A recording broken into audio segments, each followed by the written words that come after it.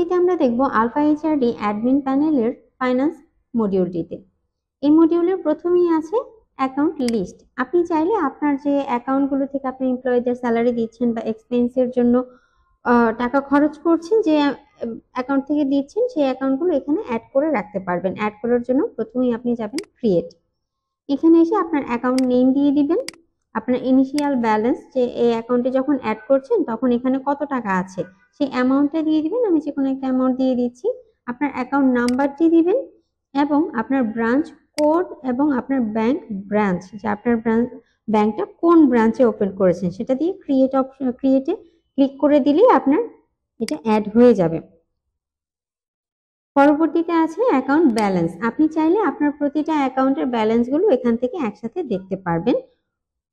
পরবর্তীতে আছে পেজ, যে আপনি আপনার এই অ্যাকাউন্টগুলো থেকে যাদেরকে টাকা দিচ্ছেন, মানে প্রাপক, তাদের একটা লিস্ট আপনি এখানে অ্যাড করে রাখতে পারেন, যাতে পরবর্তীতে আপনি শুধু তাদেরকে টাকাটা ট্রান্সফার করে দিতে পারেন। সেক্ষেত্রে আপনি প্লাস বাটনে যাবেন, যে এখানে যে পাবে তার নামটা দিবেন এবং এখানে কন্ট্যাক্ট নাম্বারটা দিবেন, দিয়ে ক্রিয়েট অপশনে দিলেই আপনার এটা ক্রিয়েট হয়ে যাবে। আপনি চাইলে এখান থেকে এডিট করতে পারবেন, ডিলিট করতে পারবেন। এরপর আছে হচ্ছে পেয়ার্স, যে আপনি কার কাছ থেকে টাকা পাচ্ছেন, যে আপনি যখন ডিপোজিট করবেন বা এই অ্যাকাউন্ট টাকা রাখবেন তখন কাদের কাছ থেকে আপনি টাকা পেতে পারেন, সেই সকল নামগুলো আপনি চাইলে এখানে ক্রিয়েট করে রাখতে পারেন। সেম ভাবে এখানে নাম দিবেন এবং তার নাম্বারটি দিবেন, দিয়ে ক্রিয়েট অপশনে দিলেই আপনার এখানে অ্যাড হয়ে যাবে। এর পরের অপশনটা আছে হচ্ছে ডিপোজিট। এটা হচ্ছে আপনি যখন আপনার অ্যাকাউন্টগুলোতে টাকা ডিপোজিট করতে যাবেন, সেক্ষেত্রে এই অপশনটি আপনি প্লাস বাটনে ক্লিক করবেন। এখানে হচ্ছে অ্যাকাউন্ট, যে আপনি কোন অ্যাকাউন্টে আপনার টাকা ডিপোজিট করতে চাচ্ছেন। আমি যদি দিই আমার মেইন অ্যাকাউন্টে, সেখানে করব। এখানে অ্যামাউন্ট, যে আপনি কত টাকা ডিপোজিট করবেন, আমি যে কোনো একটা অ্যামাউন্ট দিয়ে দিচ্ছি।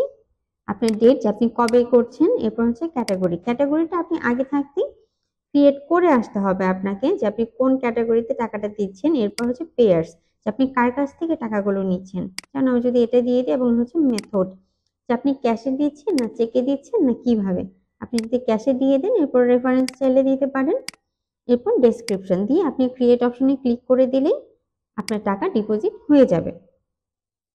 এরপর আসা হচ্ছে এক্সপেন্স। আপনি চাইলে এই অ্যাকাউন্টগুলো থেকে এক্সপেন্স দেখাতে পারেন আপনার এমপ্লয়ীদের জন্য। সেক্ষেত্রে আপনি প্লাস বাটনে যাবেন, অ্যাকাউন্ট, আপনি কোন অ্যাকাউন্ট থেকে আপনার এক্সপেন্সটা দেখাতে চাচ্ছেন।